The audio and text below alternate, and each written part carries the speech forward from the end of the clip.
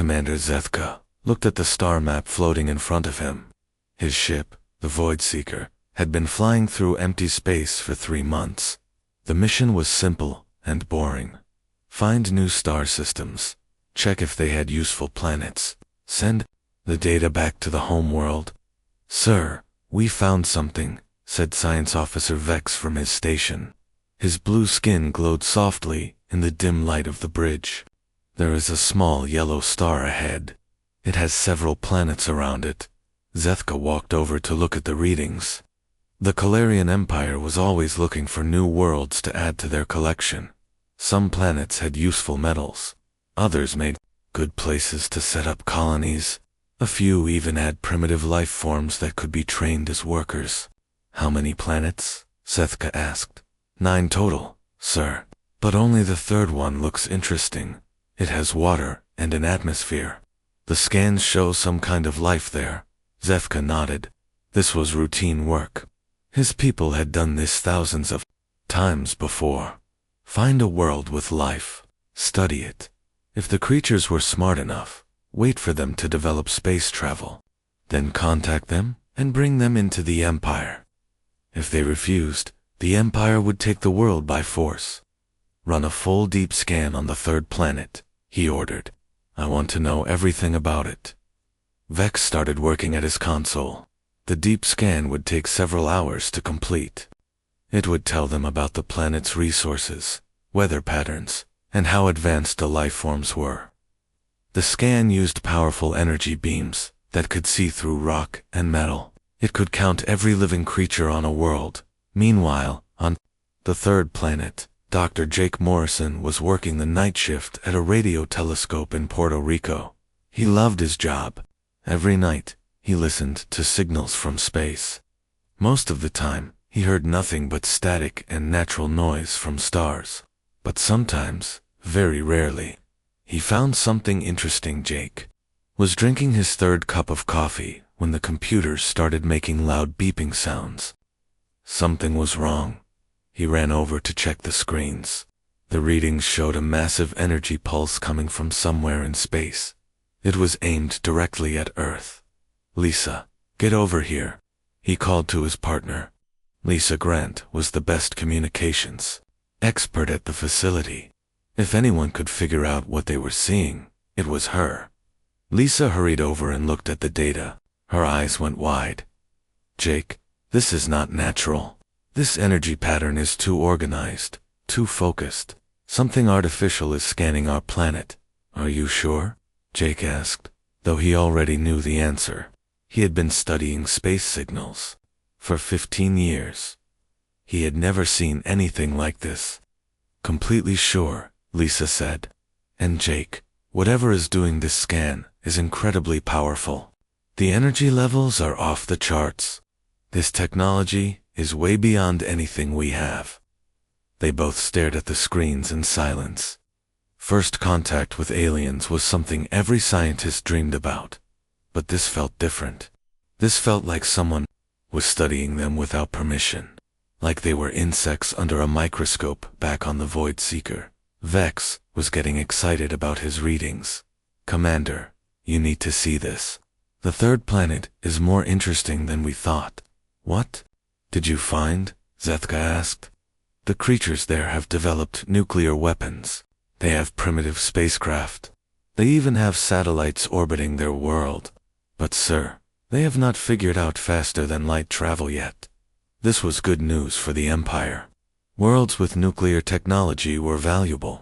The creatures were smart enough to be useful, but not advanced enough to be dangerous. Perfect for future conquest.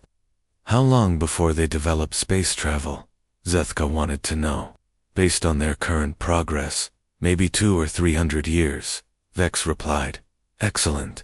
Send all the data to the Galactic Archive. Mark this world for future contact. We will come back when they are ready." Vex pressed a button and transmitted all their scan data across the galaxy. The information would be stored in the massive computer systems that tracked every known world. Other ships could access it to plan trading routes or military campaigns. What neither Zethka nor Vex knew was that their scan had triggered something ancient and terrible. Deep in the darkness between stars, something had been sleeping for 10,000 years. It had been built by a race that no longer existed. Its only purpose was to watch and wait. The ancient ship's computers analyzed the scan data from Earth. They compared it to information stored in memory banks older than most civilizations. What they found made the massive vessel systems come alive for the first time in millennia on Earth. Jake and Lisa worked frantically to record everything they could about the alien scan. But after 3 hours, the energy signals suddenly stopped. The aliens had finished their work and moved on. Did we get enough data? Jake asked. I think so, Lisa said. But Jake, I have a bad feeling about this. Why would aliens scan our entire planet and then just leave? What were they looking for? Jake had the same feeling. The scan had been too thorough, too detailed. It felt like someone making a map before an invasion. He picked up the phone to call his supervisor at NASA. Someone needed to know what had happened tonight. Neither Jake nor Lisa realized that their planet had just been marked for something far worse than invasion. The scan data was already racing across the galaxy, heading for computers that would recognize what Earth truly was. And once those computers understood, the most powerful warship ever built would wake up and begin its journey toward the small blue world. The routine survey was complete, but for Earth, the real danger was just beginning. The eternal vigil drifted in the empty space between galaxies. It had been sleeping there for 10,000 years. The ship was enormous, bigger than most moons. Its black metal surface was covered with weapons that could destroy entire worlds. But for centuries, it had been silent and dark. Deep inside the ship, in a chamber filled with glowing crystals, the warden began to wake up. The warden was not alive in the way most beings understood life. It was an artificial mind, built by the architects long ago. Its creators had given it one simple mission: protect the children of Earth. The scan data from the Calarian ship reached the warden's systems. Instantly, thousands of computers came online. The ship's massive engines began to warm up. Lights flickered on in corridors that had been dark for millennia. The warden studied the information about Earth. It compared the data to records stored in its memory banks. What it found made its circuits burn with purpose. After 10,000 years of waiting, the time had finally come. On Earth, Admiral Ryan Blake was having a normal Tuesday morning until his phone started ringing. The head of the United Earth Defense Force was drinking coffee and reading reports when his assistant burst into his office. Sir, we have a situation, the young lieutenant said.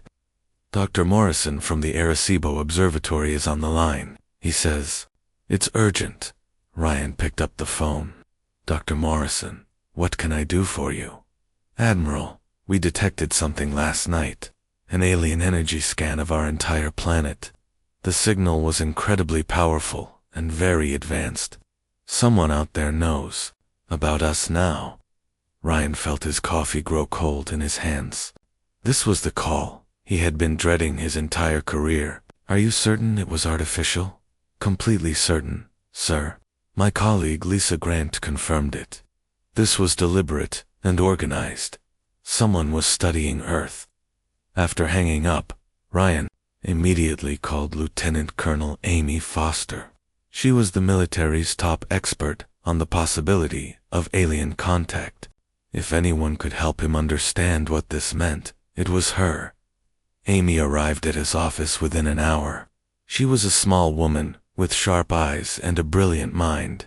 She had spent years studying what might happen if Earth ever encountered aliens. Tell me everything, she said as she sat down. Ryan explained about the scan. Amy listened carefully, asking technical questions about the energy levels and duration. When he finished, she was quiet for a long time. This is bad, Ryan, she finally said. A scan that detailed means they were cataloging our resources and technology level. In every scenario we studied, that kind of scan comes before either contact or invasion. What do you recommend? We need to prepare for both possibilities, and we need to watch the skies very carefully. Meanwhile, across the galaxy, panic was spreading among the advanced civilizations. Ancient warning beacons that had been silent for thousands of years suddenly came online. These beacons had been placed by the architects before they disappeared. Every major empire knew the legends about what the beacons meant. On the hegemony, homeworld, Emperor Seshik called an emergency meeting of his war council. The massive reptilian leader towered over his generals as they studied the incoming reports. The ghost ship has awakened, he hissed in his people's ancient language. Our sensors detect massive gravitational disturbances moving through deep space. General Crix, his most trusted advisor, brought up a holographic display. My lord, the disturbance is heading toward the outer rim, the same sector where the Calarians reported finding a primitive world. Seshika's yellow eyes glowed with fear. His people were among the fiercest warriors in the galaxy. They had conquered dozens of worlds, but even they remembered the old stories. The Eternal Vigil had once destroyed an entire fleet of their ancestors for attacking a protected world. Begin evacuating our border colonies, Seshak ordered. If the legends are true, nowhere will be safe if we anger the Warden. On Nexus Prime, the capital of the Coalition of Worlds, High Chancellor Morthok was receiving similar reports. His blue-skinned people were diplomats and traders, not warriors. But they kept detailed records of galactic history. Chancellor, his aide said nervously, the architect's beacons have been silent for 10 millennia. Why would they activate now? Morthok studied the data flowing across his screens. Energy readings from deep space showed something massive moving toward inhabited systems. The gravitational wake it left behind was unlike anything seen before. Contact the Calarian Empire, he ordered. Find out what they discovered in the outer rim, and send word to all member worlds.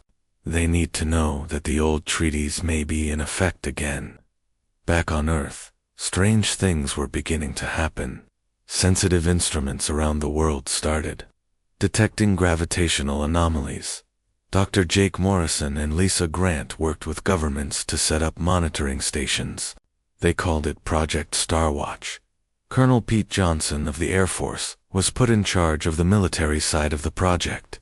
He was a practical man who did not believe in science fiction, but the data was undeniable. Something very large was moving through space toward the solar system. How big are we talking about? He asked Amy Foster during a briefing. Based on the gravitational effects, it could be the size of a small moon, she replied. And it's moving fast. Much faster than our best spacecraft. How long until it gets here? At current speed, approximately 4 months. Pete felt a chill run down his spine. 4 months to prepare for something they did not understand, he began, making lists of everything Earth's military forces could do against an alien spacecraft. The list was very short. The Warden continued its journey toward Earth, its massive form creating ripples in space-time itself.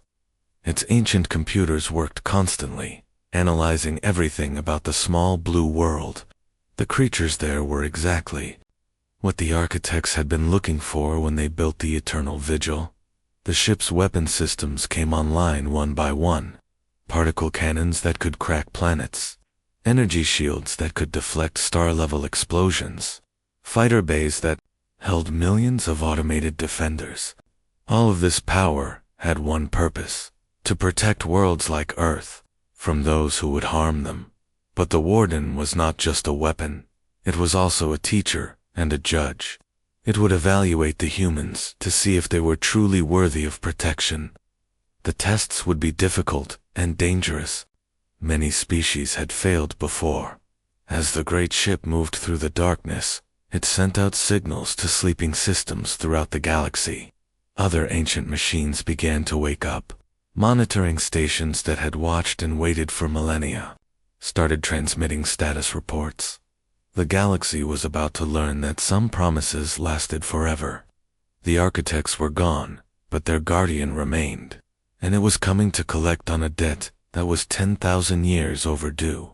Earth's 4 months of peace were already counting down. High Chancellor Morthok had not slept in 3 days. Reports kept flooding into his office on Nexus Prime. Ancient sensor networks across the galaxy were coming online.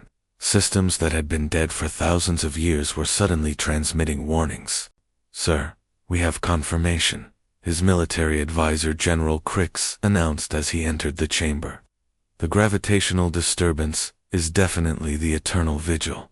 Our deep space monitors detected its energy signature." Morthok felt his blue skin turn pale. The Coalition had ruled much of the galaxy for 2,000 years. They thought the old legends were just stories told to frighten children. Now those stories were coming true. "What do our historians say?" he asked. "They found records in the deepest archives," Crix replied. "The Eternal Vigil was built by the architects as a guardianship. Its mission was to protect worlds that showed certain characteristics. Worlds with beings that the architects considered their inheritors. And this primitive world in the Outer Rim has those characteristics. It must, sir. The ship would not wake up otherwise." Morthok walked to his office window. Outside he could see the busy streets of the galaxy's capital city. Thousands of different species lived and worked together in peace. All of that could end if they made the wrong choice in the coming days. "Send a message to all Coalition worlds," he ordered. "Tell them to pull back their fleets from the Outer Rim. No one is to approach the primitive world or interfere with the Eternal Vigil. We will not repeat the mistakes of the past." Meanwhile, in the hegemony territory, Emperor Seshik was making very different plans. The massive reptilian ruler stood in his war room, studying battle maps with his generals. Unlike the peaceful Coalition, the hegemony believed in strength and conquest. "My lord," General Vask reported, "our border colonies are requesting permission to evacuate. They fear the ghost ship." Seshik's yellow eyes burned with anger. "The hegemony does not run from legends and old stories. How do we know this Eternal Vigil is as powerful as the myths claim?" "Sir, our ancestors' records speak of entire fleets being destroyed in minutes," another general said nervously. "Those records are 10,000 years old." Seshik roared. "Technology has advanced since then. Our weapons are stronger. Our ships are faster. I will not let some ancient relic frighten us into hiding." But even as he spoke, Seshik remembered the stories his grandmother had told him as a child. Stories of the ghost ship that appeared when certain worlds were threatened. Stories of weapons that could unmake matter itself on Earth. The strange reports were getting harder to ignore. Dr. Jake Morrison had been working around the clock with scientists from around the world. Project Starwatch had grown from a small team to an international effort involving dozens of countries. "The gravitational readings are getting stronger," Lisa Grant announced to the assembled team. "Whatever is coming toward us is massive, and it's definitely artificial." President Kate Sullivan had been briefed on the situation 3 times in the past week. Each briefing made the situation sound more serious. She sat in the Oval Office with her top advisors, trying to decide how to tell the world what was happening. "How certain are we that this is an alien spacecraft?" she asked Admiral Ryan Blake. "Completely certain, Madam President," Ryan replied. "The energy signatures match no known natural phenomenon, and the trajectory is clearly aimed at Earth. What are our options?" Colonel Amy Foster spoke up. "Honestly, very few. If this ship is as advanced as the readings suggest, our weapons would be useless against it. Our best hope is that whoever is coming wants to talk, not fight. And if they don't want to talk..." The room fell silent. Everyone knew the answer, but no one wanted to say it out loud. In space, the Calarian research vessel that had originally scanned Earth was trying to escape. Commander Zethka had realized his mistake too late. The routine scan had triggered something terrible, and now his ship was being hunted. "Sir, the ghost ship is gaining on us," his navigator reported with terror in his voice. "It's moving faster than our engines can handle. How long until it catches us?" Zethka asked, though he already knew the answer would not be good. 17 minutes, sir. Zethka looked around his bridge at his crew. They were good people who had only been doing their jobs. They did not deserve to die for following orders. But the ancient legends were clear. The eternal vigil showed no mercy to those who threatened protected worlds. Open a channel to the ghost ship, he ordered. Maybe we can reason with it. Sir, we're receiving a response, the communications officer said. It's not using any language in our databases, but somehow I can understand it. A voice filled the bridge. It sounded mechanical, but somehow alive at the same time. When it spoke, the words appeared directly in their minds rather than their ears. You have violated the sanctuary of a protected world. Your scan has marked Earth for potential conquest. This cannot be allowed. We meant no harm, Zethka pleaded. It was just a routine survey. We did not know the world was protected. Ignorance is not an excuse.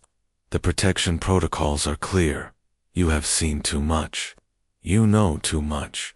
The primitive world must be kept safe until it is ready.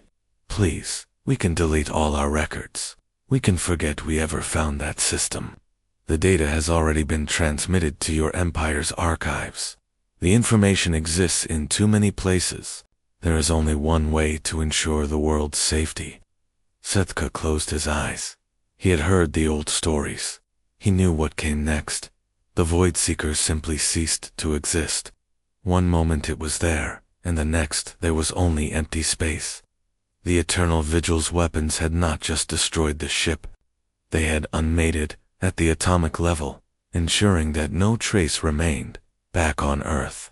Professor Dan Rivers was working with the Project Starwatch team to analyze new data. Dan was a linguist who specialized in ancient languages. He had been brought in to study some strange signals that seemed to be coming from the approaching object. These transmissions are fascinating, he told Jake Morrison. They appear to be in some kind of mathematical language, but there are patterns that suggest actual communication. Can you translate any of it? Jake asked. I'm trying, but it's like nothing I've ever seen before. The structure is incredibly complex, but somehow logical. Whoever built this language was extremely advanced. What Dan did not know was that he was actually reading fragments of architect communication protocols. The Eternal Vigil was broadcasting its intentions to any civilization advanced enough to understand. It was a warning and a promise combined.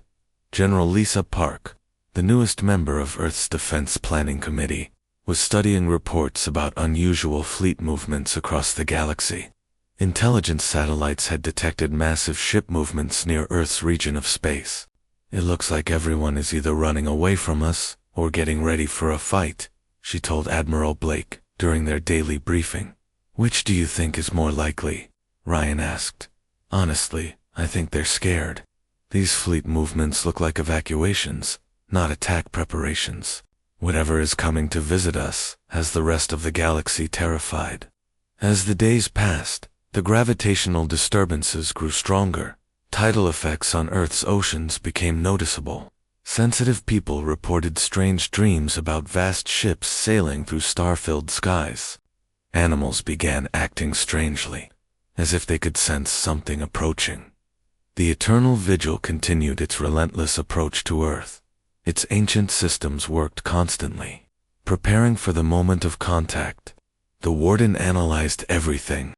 It could learn about humanity from radio signals and internet transmissions that leaked into space. What it found surprised even its ancient programming. These humans were exactly what the architects had been looking for. They had the curiosity to explore, the creativity to adapt, and the courage to fight when necessary.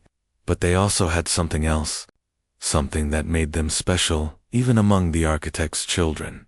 They had the capacity for sacrifice, the willingness to give up their own lives to protect others. This was the trait that the architects had valued most highly, and humans had it in abundance. The test would come soon. The Warden would offer humanity a choice: accept protection and remain children forever, or prove their worthiness to inherit the architect's legacy.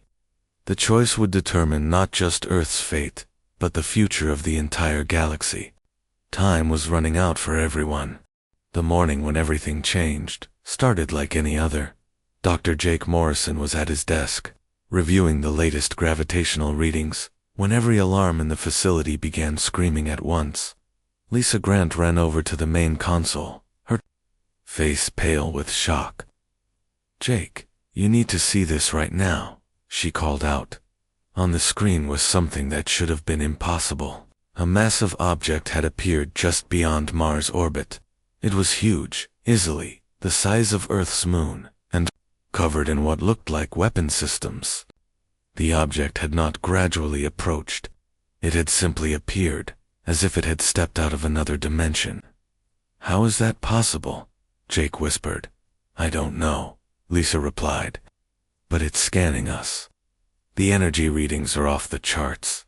This thing is looking at every inch of our planet." Within minutes, every government on Earth was aware of the situation. President Kate Sullivan was rushed to the secure command center beneath the White House. Admiral Ryan Blake and Colonel Amy Foster joined her there, along with the world's top military leaders. "Options?" the president asked simply. "We have none," Admiral Blake replied honestly. "This ship could destroy our entire planet without breaking a sweat. All we can do is wait and see what it wants." Colonel Amy Foster was studying the readings from the alien ship. "Madam President, I don't think this is an invasion force. The ship could have attacked us already if that was its goal. Instead, it's just watching us. Then what does it want?" Before anyone could answer, every communication device on Earth received the same signal at exactly the same time. Radios, televisions, computers, and even simple electronic devices all began broadcasting the same message. The voice that spoke was not quite human, but somehow understandable to every person who heard it, regardless of what language they spoke. It seemed to speak directly into their minds rather than their ears. "People of Earth, I am the Warden of the Eternal Vigil. I speak for those who came before you. You have been scanned by others who would do you harm. This cannot be allowed. You are now under my protection." Around the world, people stopped what they were doing to listen. In the command center, President Sullivan felt her heart racing as the voice continued. "Your world has been identified as a sanctuary. Your species possesses qualities that my creators valued above all others. You are their children, though you do not yet know it." Professor Dan Rivers had been brought to the command center to help analyze any alien communications. He was frantically taking notes as the message continued. "The ones who built me were called the Architects. They left this galaxy long ago, but they asked me to watch over worlds like yours, to protect species that showed promise, to guide them when they were ready. Guide us toward what?" President Sullivan whispered, as if hearing her question. The warden responded, "You are the inheritors of their legacy. But inheritance must be earned, not given. You must prove that you are worthy of the gifts they left behind." General Lisa Park leaned forward. "What kind of proof?" "You will be tested," the voice continued. "Others in this galaxy will challenge your right to protection. If you can show that you possess the courage, wisdom, and strength that the Architects valued, you will become the new guardians. If you fail, you will remain children, protected but never free to grow." The message paused, and for a moment the only sound in the command center was the humming of computers. Then the warden spoke again. "You have time to decide. Consider carefully.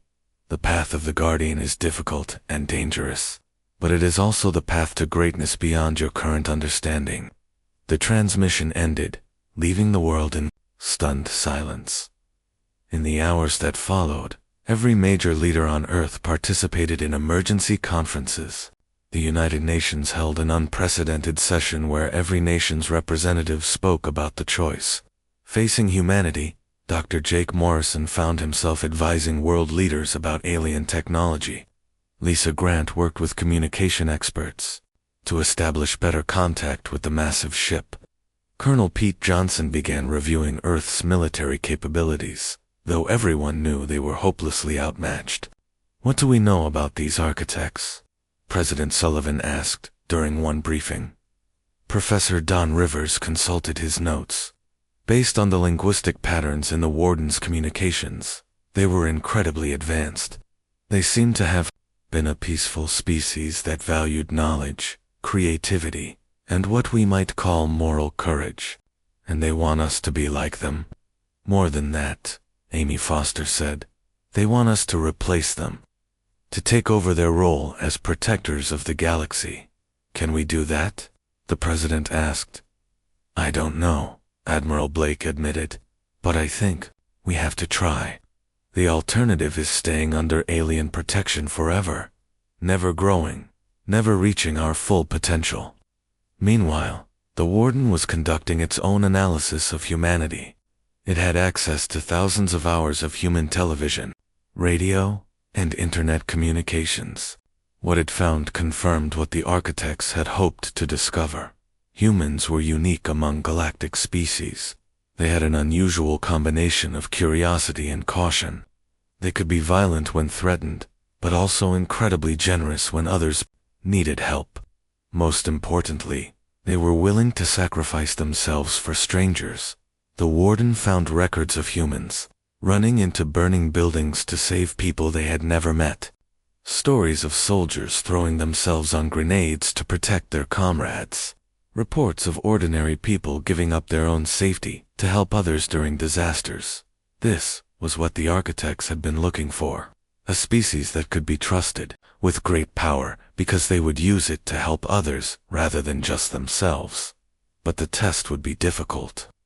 The Warden sent signals across the galaxy, informing other civilizations of the choice that had been offered to humanity. Some species would be angry that these primitive beings had been chosen for such an honor. They would demand the right to challenge Earth's worthiness. On the hegemony homeworld, Emperor Seshek received the Warden's message with rage. His people had conquered dozens of worlds through strength and cunning. Why should these weak mammals be given power that the hegemony had never been offered? Challenge them, he ordered his generals. If these humans want to be guardians, let them prove it against our finest warriors. The coalition leadership reacted with more concern than anger. High Chancellor Morthok understood the implications better than most. If the humans fail this test, the eternal vigil will destroy anyone who threatens them, he warned his council. But if they succeed, everything changes. The old order of the galaxy ends. We must be prepared for either outcome. Back on Earth, the debate continued for days. Some leaders argued for accepting protection and remaining safe. Others insisted that humanity must take the test, regardless of the risks. Finally, President Sullivan called for a global vote. Every person on Earth would have a chance to decide their species' future. The question was simple. Should humanity accept the Warden's test and try to become guardians of the galaxy? The voting took place over 24 hours. When the results were announced, 73% of humanity had chosen to take the test. President Sullivan addressed the world one final time before responding to the Warden. We are about to make a choice that will affect not just our children, but our children's children, for thousands of years. We choose to reach for greatness, even if we might fail. We choose to try. She opened a communication channel to the Eternal Vigil. Warden, humanity accepts your test. We are ready to prove ourselves worthy of the Architect's legacy. The response came immediately. Your courage honors their memory. The test will begin soon. Prepare yourselves. The galaxy is watching. High above Earth, the massive ship began to move. It was time for humanity to face its destiny. 3 weeks after humanity accepted the Warden's test, Captain Ben Carter stood on the bridge of the hastily assembled Earth Defense Fleet. Looking around him, Ben could hardly believe what they had accomplished in such a short time. The fleet consisted of everything Earth could put into space. Military satellites had been converted into weapons platforms. Commercial spacecraft had been fitted with defensive systems. Even the International Space Station had been equipped with new technology provided by the Warden. "Captain, we're receiving the coordinates for the test site," reported Lieutenant Sarah Walsh from the communications station. She was young, but had proven herself to be one of Earth's best fighter pilots. "How far?" Ben asked. "About 6 hours at maximum speed, sir." Ben nodded. The Warden had explained that the test would take place in neutral space, away from any inhabited worlds. Humanity would face their challengers in a location where the battle would not endanger innocent people, down on Earth. Dr. Amy Foster was making final adjustments to the weapon systems she had helped design. The Warden had provided humanity with basic energy shield technology and improved engines, but the weapons were entirely human creations. "Will they work?" asked Colonel Pete Johnson, who would be commanding the aerospace fighters during the battle. "They should," Amy replied. "We've combined human creativity with architect technology. The result is something new, something that might surprise our opponents." Admiral Ryan Blake was coordinating the entire operation from Earth's new command center. He watched as ships from around the world took their positions in the defense fleet. Russians, Americans, Chinese, Europeans, and dozens of other nations had put aside their differences to face this challenge together. "Sir, we're getting reports from deep space," announced a technician. "The Hegemony fleet is approaching the test coordinates." Ryan felt his stomach tighten. Intelligence reports suggested that the Hegemony was sending their most feared battle group. Warmaster Psychoth, the Emperor's own nephew, would be leading the attack. The reptilian warrior had never lost a battle. Meanwhile, on the Hegemony flagship Death's Victory, Warmaster Sakoth was reviewing what little information they had about human military capabilities. What he saw made him laugh. "These mammals have never fought a real space battle," he told his officers. "Their ships are slow, and their weapons are primitive. This will be over in minutes." "Sir, what about the warnings from the Coalition?" asked one of his subordinates. "They say the Eternal Vigil chose these humans for a reason." Psychoth's yellow eyes blazed with contempt. "The Coalition are cowards who have forgotten what it means to be warriors. These humans may have potential, but potential means nothing without experience. We will crush them and prove to the galaxy that strength still matters." The Hegemony fleet consisted of 50 warships, each one capable of destroying a human city. They had fought dozens of battles across the galaxy and had never been defeated. Their weapons could melt through the strongest armor, and their shields could deflect planet-killing explosions back on Earth. President Kate Sullivan was watching the preparations from the White House Situation Room. She had spoken with Captain Carter just before he departed, wishing him luck and telling him that all of humanity was counting on him. "How do you think they'll do?" she asked Admiral Blake. "Honestly, Madam President, I don't know," Ryan replied. "On paper, we don't stand a chance, but humans have always been good at doing the impossible when we're backed into a corner." At the test site, both fleets arrived within minutes of each other. The human ships looked tiny compared to the massive Hegemony warships. Captain Carter studied his tactical display and tried not to feel overwhelmed.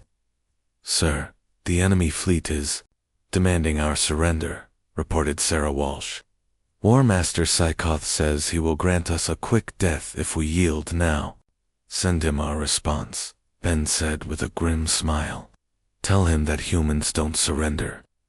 The battle began when the Hegemony opened fire with their main weapons. Massive energy beams lanced across space toward the human fleet. But instead of trying to match the aliens' firepower, the humans did something unexpected. They scattered, using their improved engines. The human ships broke formation and began moving in random, chaotic patterns. The Hegemony weapons, designed to fight enemies who followed standard military tactics, had trouble targeting the wildly maneuvering human vessels. "What are they doing?" Psychoth demanded, as his weapons missed their targets again and again. "They're not following any recognized battle formation," his tactical officer reported. Their movements appear random, but they're somehow coordinated. What the hegemony didn't understand was that the humans were fighting like humans. They weren't trying to match alien military doctrine. Instead, they were using tactics that came naturally to their species. They fought like a swarm of angry bees, attacking from all directions at once. Lieutenant Sarah Walsh led a squadron of fighters in a daring attack on the hegemony flagship. Instead of approaching directly, her ships came in from above and below simultaneously, using the larger ships as cover. Fox 3, she called out as she fired her missiles. The weapons were human-designed, using technology that the hegemony had never encountered before. Instead of trying to penetrate their shields with brute force, the missiles disrupted the shield generators themselves. For the first time in the battle, hegemony shields began to fail. Impossible, Sekoth roared. How are their primitive weapons getting through our defenses? His science officer studied the data. Sir, their weapons use a completely different approach than ours. Instead of overwhelming our shields, they're finding ways around them. It's like they're solving puzzles instead of fighting battles. This was exactly what made humans special. While other species had developed more and more powerful weapons, humans had learned to think creatively. They found solutions that no one else had considered. Captain Carter coordinated the human attack from his command ship. He watched as his small fleet began to damage the much larger hegemony vessels. But he knew they couldn't keep this up forever. The aliens had too many ships, and too much firepower. All ships, this is Carter, he broadcast. Remember, we're not just fighting for ourselves. We're fighting for everyone who can't fight back. Show them what humans can do. The battle raged for hours. Human ships were destroyed, but they took hegemony vessels with them. The alien fleet began to realize that these mammals were not going to be an easy victory. War Master Sekoth found himself in the strange position of being impressed by his enemies. These humans fought with a ferocity that matched his own people. But they also showed something the hegemony had never understood. They were willing to sacrifice themselves to save their comrades. When the human ship, New York's Pride, was critically damaged, its captain deliberately rammed it into a hegemony cruiser, destroying both vessels, but saving a damaged human destroyer that was trying to escape. By the old gods, Sekoth whispered. They fight like the legends, say the architects. Fought with honor and sacrifice. The turning point came when the humans revealed their final surprise. They had been studying the hegemony's tactics throughout the battle, and Dr. Amy Foster's weapons had been learning how to adapt to alien technology. Suddenly, human weapons became dramatically more effective. Shields that had protected hegemony. Ships for the entire battle began failing. The aliens found themselves losing ships faster than they could replace them. Sir, we must retreat, Sekoth's tactical officer reported. We've lost 30 ships. The humans are too unpredictable.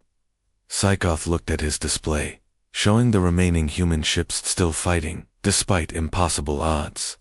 These mammals had taught him something about courage that he had never understood before. No, he said quietly. Send a message to the human commander.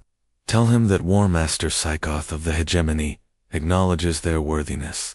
They have proven themselves to be true warriors.